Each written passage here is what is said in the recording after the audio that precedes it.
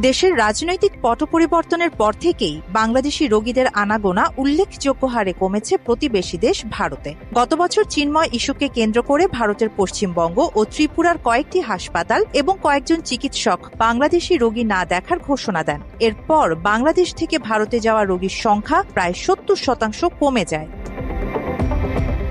এসব আক্রমণাত্মক সিদ্ধান্ত নিয়ে বাংলাদেশকে চাপে ফেলতে চেয়েছিল ভারত, কিন্তু উল্টো চাপে পড়েছে ভারত, কারণ দেশটির চিকিৎসা খাতের একটি বিশাল অংশ বাংলাদেশের উপর নির্ভরশীল ছিল। ভারতের এমন হঠকারী সিদ্ধান্তে কলকাতা সহ দেশটির অন্যান্য শহরে হাসপাতাল ব্যবসায় ব্যাপক ধস নেমেছে। ভারতীয়রা বাংলাদেশিদের বিপাকে ফেলার ছক কষতে গিয়ে নিজেরাই যে বিপাকে পড়বেন এমনটা তারা বুঝতে পারেনি। হাসপাতালগুলোর পাশাপাশি বাংলাদেশি পর্যটক প্রায় শূন্যের কোঠায় নেমে আসায় আরো বিপাকে পড়েছে পশ্চিমবঙ্গের হোটেল রেস্তোরাঁগুলো। এক সেকেন্ড বসার সময় ছিল না আমাদের। এখন বসার, আমরা বসে আছি, এখন কাজ নেই, আমার কাস্টমারের জন্য বসে আছি সকাল থেকে। যেখানে ডেইলি আপনার 25টা-30টা বিক্রি হতে হয় কাউন্টারে, সেখানে 2-3টে কোনোদিন হয়ই না, এরকম পরিস্থিতি।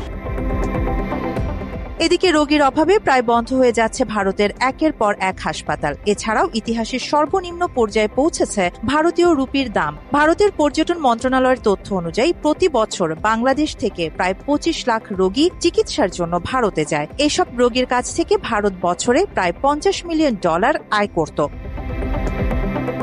এমন পরিস্থিতিতে চীন বাংলাদেশের স্বাস্থ্য খাতে বড় ধরনের বিনিয়োগ করতে চায়। চীনে রোগী পাঠানো নিয়ে দেশটির রাষ্ট্রদূত ইয়াও ওয়েনের সঙ্গে আলোচনা করেছে পররাষ্ট্র উপদেষ্টা মোহাম্মদ তৌহিদ হোসেন। তাছাড়া চীনের সহযোগিতায় ঢাকার পূর্বাঞ্চলে একটি বিশেষায়িত হাসপাতাল নির্মাণের প্রস্তাবনা রয়েছে, যার জমি সহ অন্যান্য সুবিধা দিতে বাংলাদেশ সম্মতি জানিয়েছে।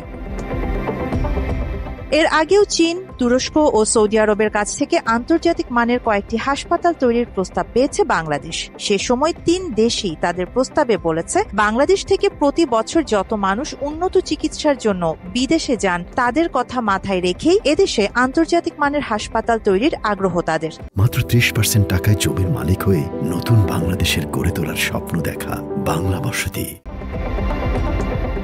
সিঙ্গাপুরের মাউন্ট এলিজাবেথ ও থাইল্যান্ডের বামরুথ গ্রাত হাসপাতালের আদলে বাংলাদেশে আন্তর্জাতিক মানের হাসপাতাল তৈরি করতে চায় এই 3 দেশ। তবে শেখ হাসিনার সরকার এ প্রস্তাবে রাজি হয়নি, কারণ হাসিনার বন্ধু মোদির দেশ ভারতে বাংলাদেশি রোগীর যাতায়াত কমে যাবে। আরিবা জাহান, বাংলা এডিশন।